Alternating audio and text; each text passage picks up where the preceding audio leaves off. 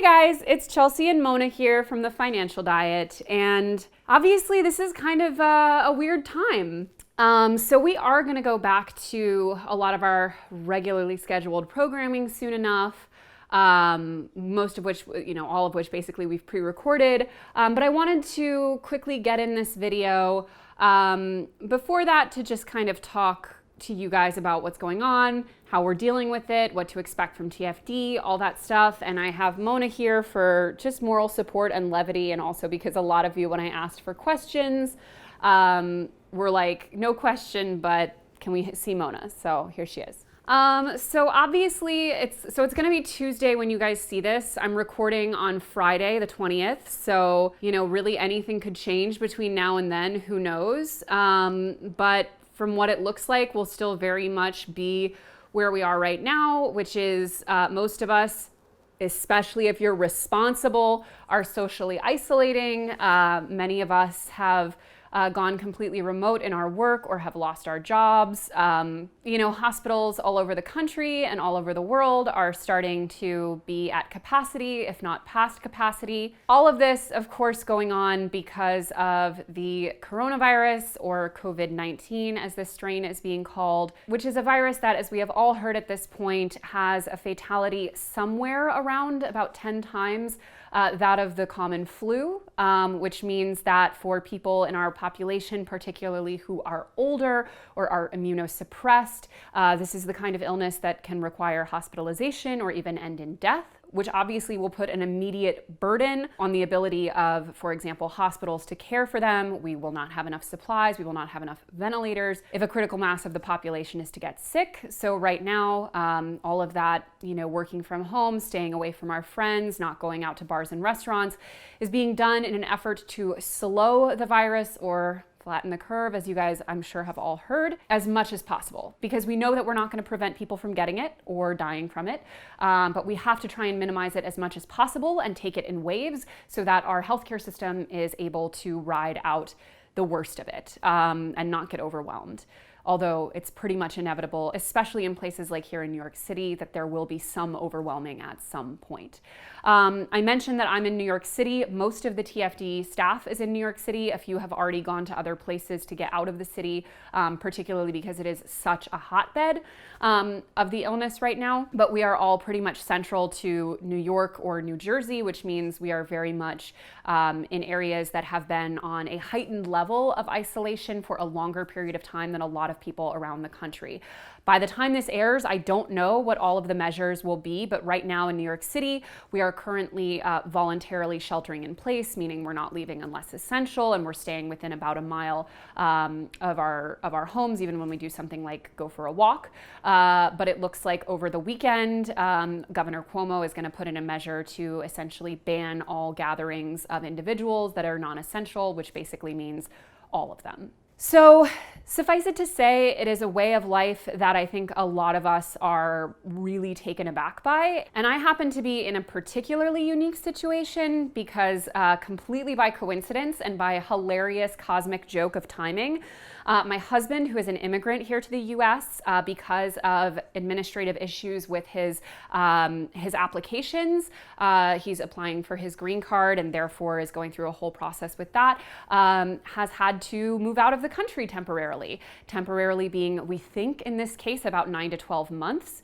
But nonetheless, that is a huge amount of time to be separated. And obviously, were this COVID thing not happening, we would be able to go back and forth to see one another during that time. But because we have a travel ban in place and everyone is quarantined, question mark as to when we'll see each other again, probably something like 2 months from now. So I'm here by myself while my husband is in an apartment by himself in Paris, and we're just kind of dealing with it as best we can. We're very lucky in the sense that he has been able to maintain his job. That's partially why he chose to wait out his immigration paperwork there rather than here, where he would no longer have a work authorization.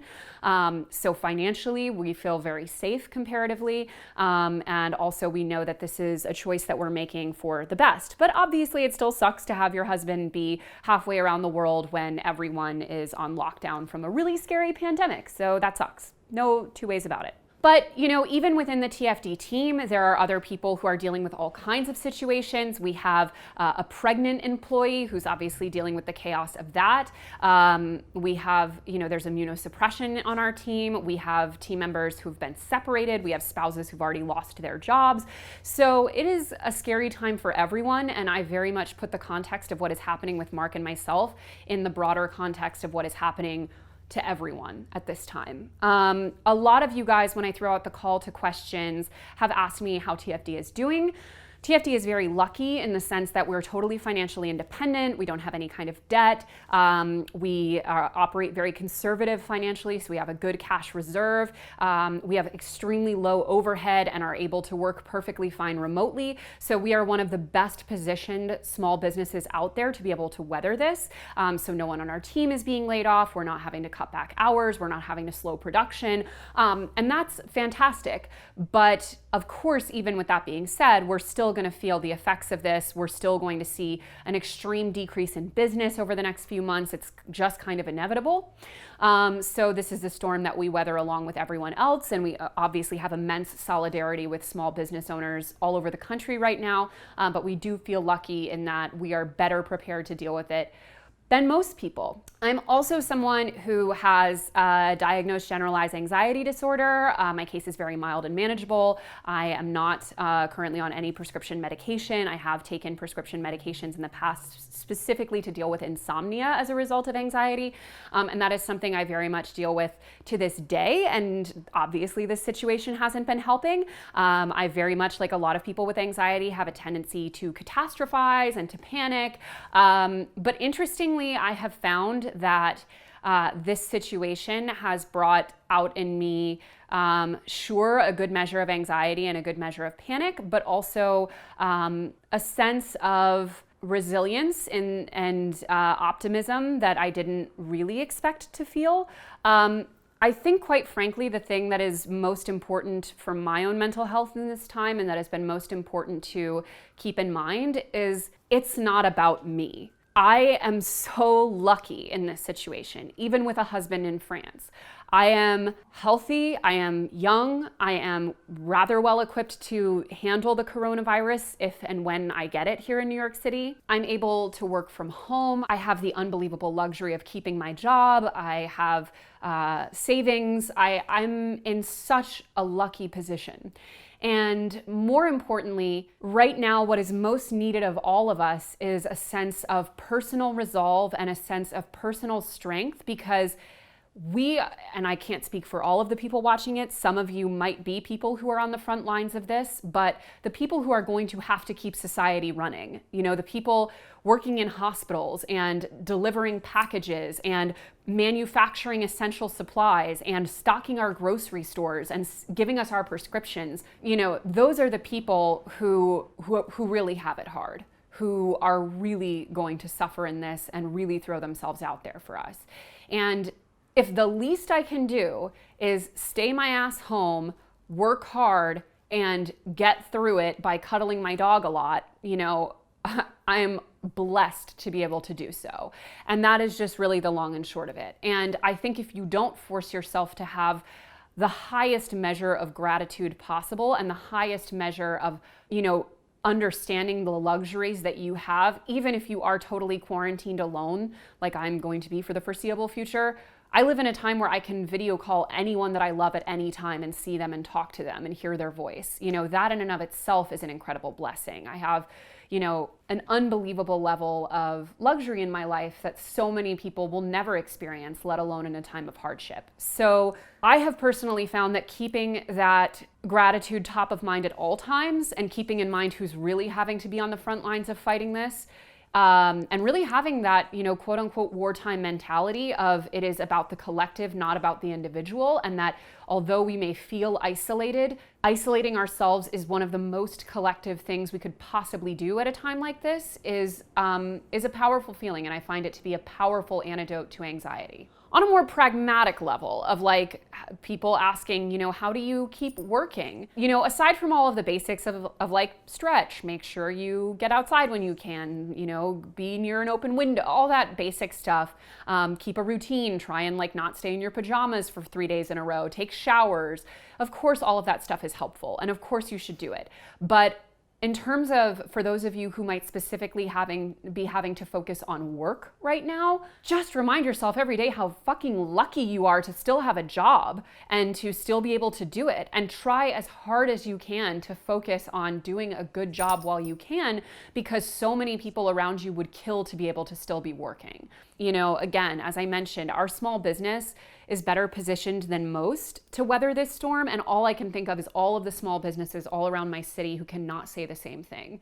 So work hard for those people. For those of you who might be financially struggling right now, one of the best things I can say is that one thing that we know for sure, and we don't know what form it will take, and we don't know, it will probably vary state by state, only some of it will probably be at the federal level, but there is no way that this economy and this society is going to be able to weather this in any kind of stable way without serious intervention on things like, forgiveness for mortgage and rent payments and utilities and commodities and all of the things that people need to survive. We're going to need things like a universal basic income, rip Andrew Yang. We're going to need things like the medical bills forgiven of people who go to the hospital. Like, I can't give a full guarantee of like help is on the way with any kind of timetable, but things are already happening that a few weeks ago here in New York State, for example, would have been considered insane, like forgiveness if you can't make mortgage payments. Obviously by the time this airs on Tuesday, they may have come down on a number, but we're seeing all kinds of numbers floating around about like the checks that are going to be issued to Americans for a stimulus. We're seeing all kinds of news about the kinds of grants and forgivable loans and zero interest loans going to be offered to small business owners. Help is on the way financially, because even the most indifferent leadership that we have knows that society will collapse if they're not able to help people in this situation. This isn't a time to be hard on yourself about any decision that you might have made in the past.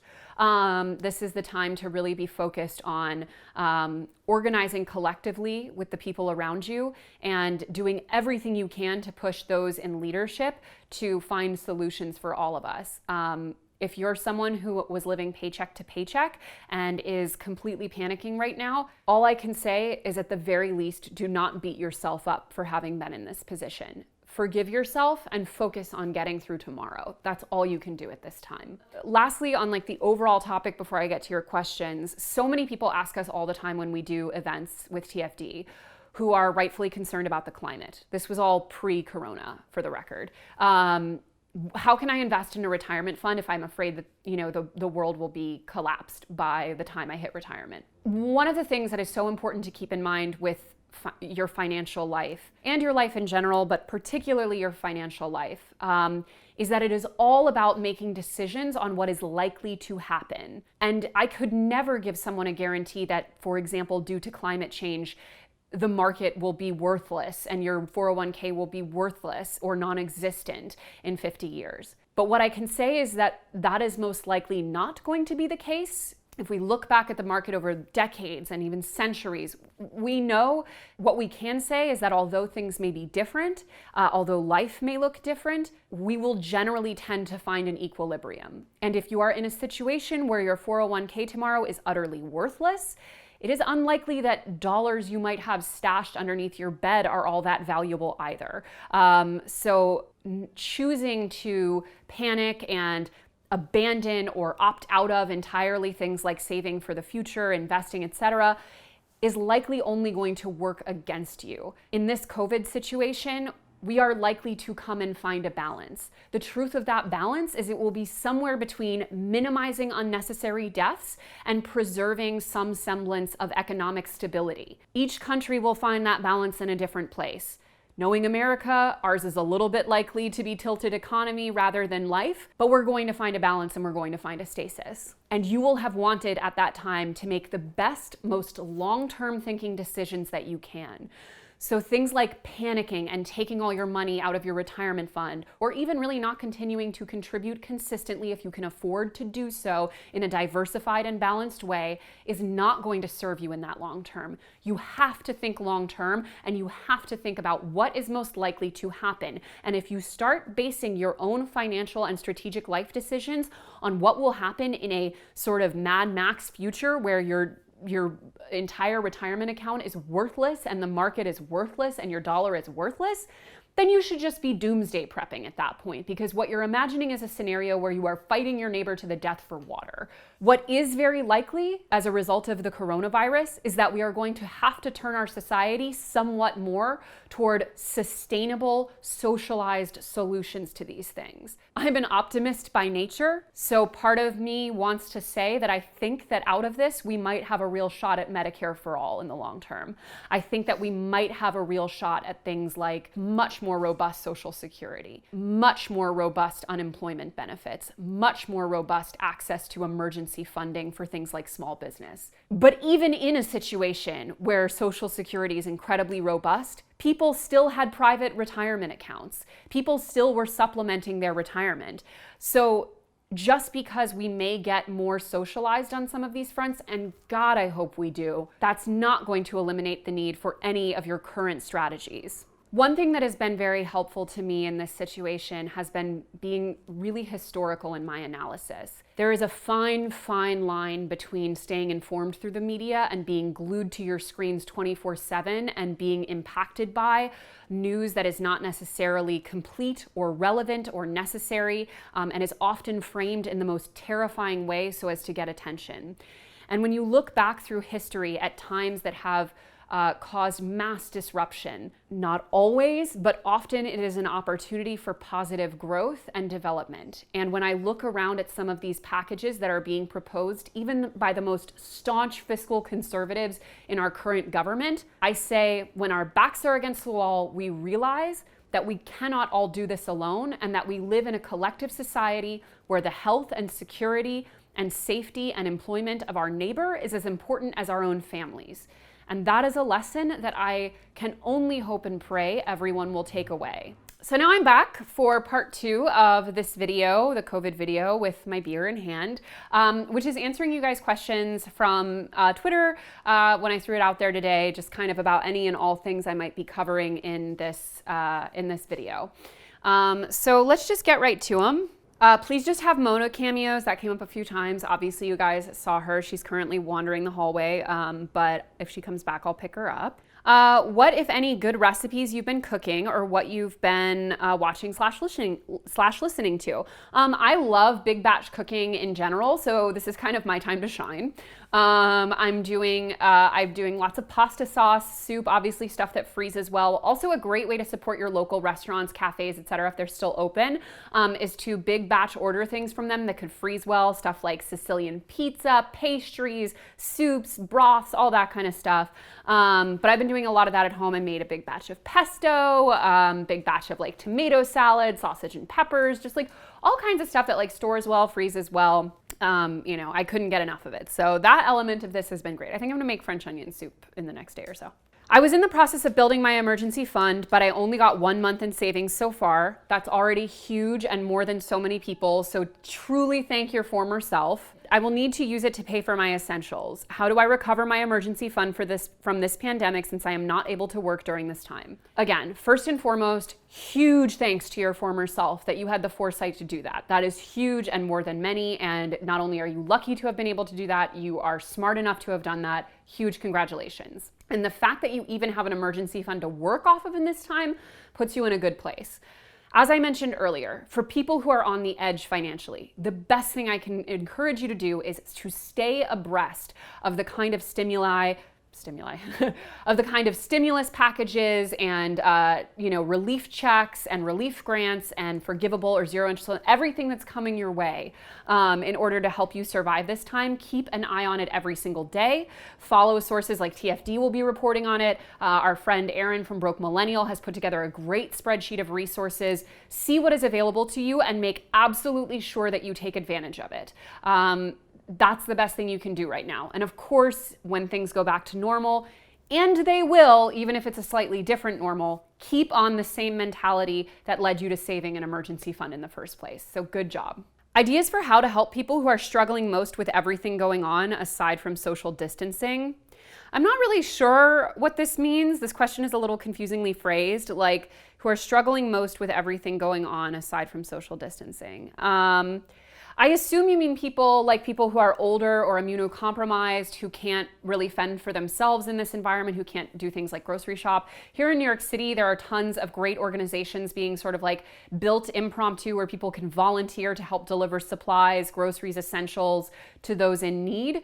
You can donate money, you can donate time, anything that you can do. Honestly, if you have a friend or someone who's totally isolated, perhaps an older loved one, family member, give your time to them, call them, reach out to people. Just be as generous with yourself as humanly and physically possible. That's all you can do. And also, you know, I wrote this in a post that I did at the beginning of the week, last Sunday, about dealing with everything. And make yourself so busy doing things for others that you forget what you want to be doing for yourself. Be generous of spirit, generous of time, generous of money. Did you have problems with missing your normal routines and usual coping mechanisms are not working? I don't have the mental capacity to declutter or something productive at home and planning, which normally helps me a lot, so it feels impossible at the moment. Yeah, things suck right now, for sure. The things that used to feel good don't feel good anymore. I've been doing a lot of cleaning and like tidying because I'm bored and don't have a lot of other stuff to do. But, you know, ultimately, like I said earlier, and I know this sounds maybe tough love-ish, but even if you're struggling with like your normal coping mechanisms aren't really helping you, like, are you safe? Do you have a home? Are you healthy relatively? Like, do you have enough food to eat? Are you able to like watch Netflix on your computer when you want to? Like, goddamn, we are so lucky in this situation. Like, you could be pulling 14-hour shifts at a hospital right now and not have enough masks to cover your face and can't be near your children because you can't give them, this illness. Like, I just feel like if we don't have that wartime mentality of like everyone needs to be doing their part, and if your part consists of staying at home and not feeling great, like, you are damn lucky. So that's really all I've been telling myself in this time. That's all I can, because otherwise you're gonna spiral with how bad you feel and how not normal things are and what you wish you could be doing. And you can't let yourself do that. You cannot compare your day to a normal day. It's just not. It's not gonna feel good. How is the financial diet operating during this time? Well, my anxiety has been through the roof. #solidarity. Right there with you. Right there with you. Cheers. How can we prepare for a recession if necessary? This is such an unanswerable question in this moment. If you have a job, keep it. Save. Although, quite frankly, what the fuck else are you gonna do right now? But save as much as you can. Continue to make reasonable saving decisions. Stay the course, stop checking your 401k, be as aggressive as you can. If right now you have if you could take on a source of income from home, like online work, and we have some great videos. We can link you to a video in the description about jobs you can do from bed. Try and maybe take one on. If you are unable to save right now, preserve your mental health by not beating yourself up about it. Just do everything you can to be conservative, stay the course, do not freak out. Keep a job if you have it, save your money, and be as conscientious as you possibly can about your decisions in this time. But again, if we do not have help from above, in this case being our federal, local, and state governments, no one's gonna make it. So keep an eye on what is being offered to the American people. Have you found virtual connectivity to be refreshing and a good way to communicate during this time, or more along the lines of a superficial imitation of human interaction? I feel like I'm somewhere in the middle and curious about others' perception. The answer is both. It is a superficial imitation of human interaction, but it's all we have, so we have to lean into it. Don't compare it against a hug from a loved one. Compare it against not being able to speak to them at all. Imagine this is Spanish flu time and you have to mail them a letter, and by the time they receive it, they're dead.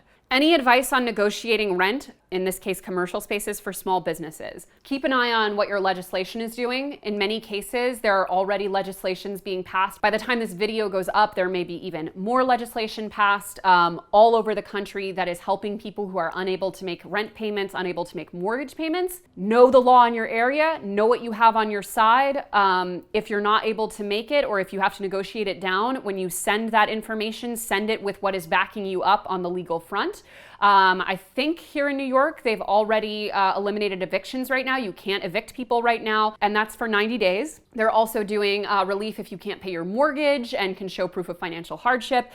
So every day that this develops, there are more protections being put in place. So know your rights. Know your rights, state your rights, and do not be afraid, because we are all in this together. Some freelance gigs are a way to make money while unemployed. I still have to make rent. We'll link you to that video I mentioned about working from your bed, as well as some other resources that we have for remote employment. How to focus at work with everything going on. Every single day, multiple times a day, remember how lucky you are to have a job and to be able to work it from your home. How to engage with people, colleagues, etc., who I feel like don't take this situation seriously enough, or is it hopeless? Also, at the same time, I feel like sometimes I'm overreacting and motivated by pure panic. If you feel like you're overreacting, you're like the right amount of reacting. And the paradox, as they say, with overreaction is that in situations like this, overreaction, if it works, will in hindsight seem like it was too much, but that's because we'll have prevented the worst. State facts, back yourself up, link to relevant and trustworthy sources, share as much information as you can, but at some point, do not drive yourself insane trying to convince people who don't want to be convinced. And trust me when I say that they will believe soon enough when people that they love start losing their jobs and dying. So, it sucks, but it's true. How to maintain the balance of overreacting versus underreacting. Are you doing everything that your local and state governments are advising you to do to help soften the situation and help improve the situation? And are you advising others to do the same? Then you are reacting perfectly well to this. Listen, I love you guys, and I hope that you're doing as okay as you possibly can. I raise a glass or a can to all of you, and I wish you the best time that you can possibly have through this. Strength at home, strength wherever you happen to be. And for those of us who are helping keep us safe and keeping society running during this time, we cannot thank you enough, and we will all do everything we can to make your sacrifices have been worth it. Thank you guys for watching. As always, don't forget to hit that subscribe button and to come back every Monday, Tuesday, and Thursday for new and awesome videos. Bye.